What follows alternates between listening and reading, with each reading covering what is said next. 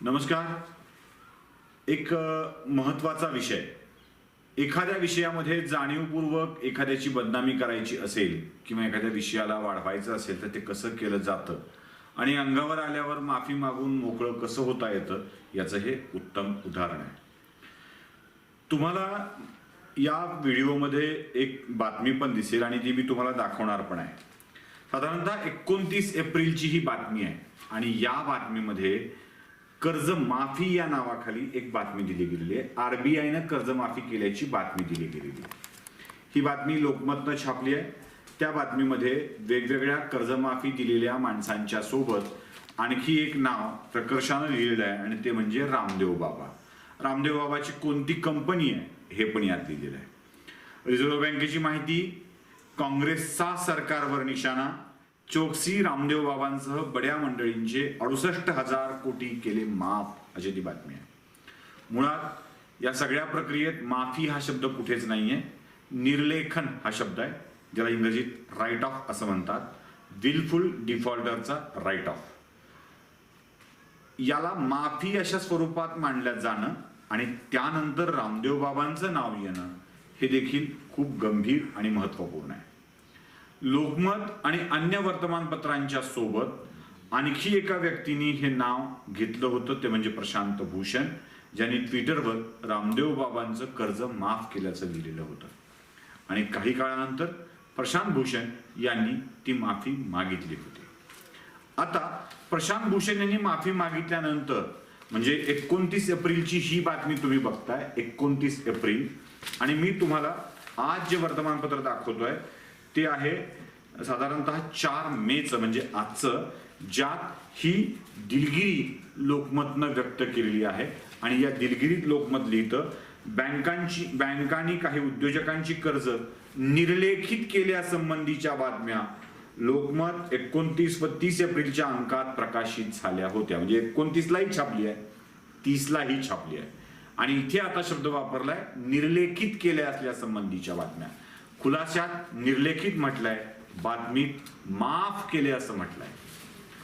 एकीकडं पहिल्यांदा माफीचा आरोप करून टाकायचा आणि मग माफी मागताना दिलगिरी व्यक्त करताना मात्र निर्लेखित केल्याचा उल्लेख करायचा। रामदेव बाबा हे धर्मगुरू नाही आहेत हे लक्षात घ्या, ते योगगुरू आहेत। योगगुरू आणि धर्मगुरू मधला फरक आहे। म्हणजे एखादा बाबा धार्मिक कार्यक्रम करतो तसे रामदेव बाबा नाही आहेत, ते योगगुरू आहेत। ते आयुर्वेदाचा प्रचार प्रसार करतात आणि त्याचा आता व्यवसाय सुद्धा करतात। पतंजली हे व्यावसायिक प्रतिष्ठान आहे जे भारतीय उपचार पद्धती, आयुर्वेद, वेद यावर आधारलेलं आहे। एखाद्या व्यावसायिकाला व्यवसाय करण्याचा पूर्ण अधिकार आहे। त्यामुळं रामदेव बाबा इंडस्ट्रियलिस्ट झाल्याचा राग कोणीच मनात धरण्याची गरज नाहीये। तरी देखील हा राग लोकांच्या मनात आहे, अशा माध्यमांच्या मनात आहे, कारण Hindustan Unilever, Procter and Gamble सारख्या कंपन्यांचा मोठा लाभ वेगवेगळ्या माध्यमांना मिळतो आहे। म्हणून पतंजलीचा विकास आणि पतंजलीचा उत्कर्ष यावर जळणारी भूमिका घेणं स्वाभाविक आहे, त्याच्याबद्दल आक्षेप नाही आहे। पण केवळ वेद, धर्म आणि पुरातन परंपरा यावर आधारित एखादा माणूस व्यवसाय करत असेल तर त्याला बदनाम करण्याचं कशा स्वरूपाचं षडयंत्र असतं हे लक्षात घ्या। बरं, षडयंत्र करायचं आहे ते तरी किमान चांगल्या पद्धतीनं करावं। एखाद्या अफवेवरती, एखाद्या चुकीच्या माहितीवरती एखाद्या व्यक्तीला, एखाद्या संस्थेला, मोठ्या संस्थेला बदनाम करण्याची ही वृत्ती नक्कीच चांगली नाही। लोकमतनं पहिल्यांदा माफी मागताना म्हणजे कर्ज माफी म्हणताना कुठल्या आधारावर ही कर्ज माफी म्हटली ते कळायला मार्ग नाही। नंतर मात्र दिलगिरी व्यक्त करताना निर्लेखित हा शब्द वापरलाय। बहुतेक माध्यमांची हीच फसगत झाल्याचं लक्षात येत आहे। प्रशांत भूषण सारख्या सातत्यानं न्यूनत्व शोधून टीका करणाऱ्या व्यक्तीला सुद्धा आपलं ट्विट मागं घ्यावं लागलंय, हे देखील दुर्लक्ष करून चालणार नाही। सापडला मुद्दा किंवा मुद्द्यात काही दम आहे असं वाटलं की त्यावर आगपाखड करत सुटायचं आणि मुद्द्यात दम नाही असं वाटलं की दिलगिरी व्यक्त करून मोकळं व्हायचं, अशी सगळी ही प्रकार चालू आहे। मुळात असे मुद्दे शोधतानाच गडबड होते आहे।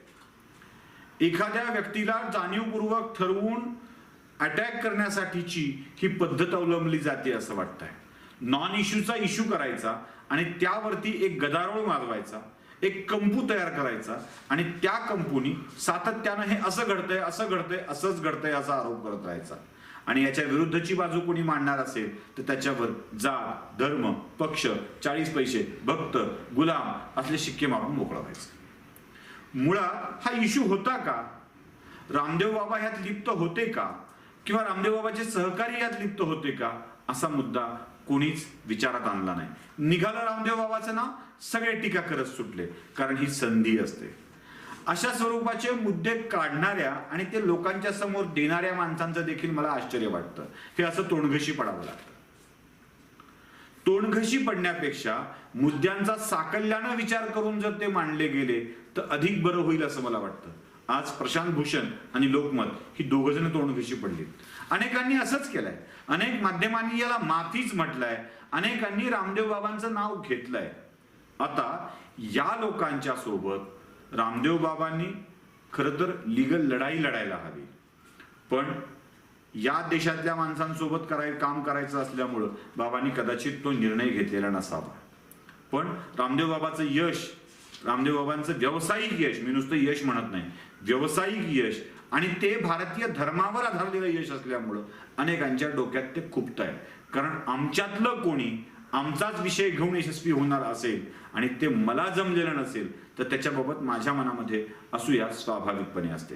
आणि हीच असूया आमच्या देशातल्या लोकांना नको नको ते आरोप करायला लावत आहे. असे अनेक मुद्दे आहेत ज्या नॉन इश्यूजना इश्यू केलं गेलेलं आहे आणि त्यावर लोक व्यक्त झालेत. आज लोकमत तोंडघशी पडलाय, प्रशांत भूषण तोंडघशी पडलेत, अजून कुणाकुणाला तोंडघशी पडावं लागणार आहे ते माहीत नाही. पण हे नॉन इश्यूला इश्यू करणं थांबवावं एवढीच विनंती. नमस्कार.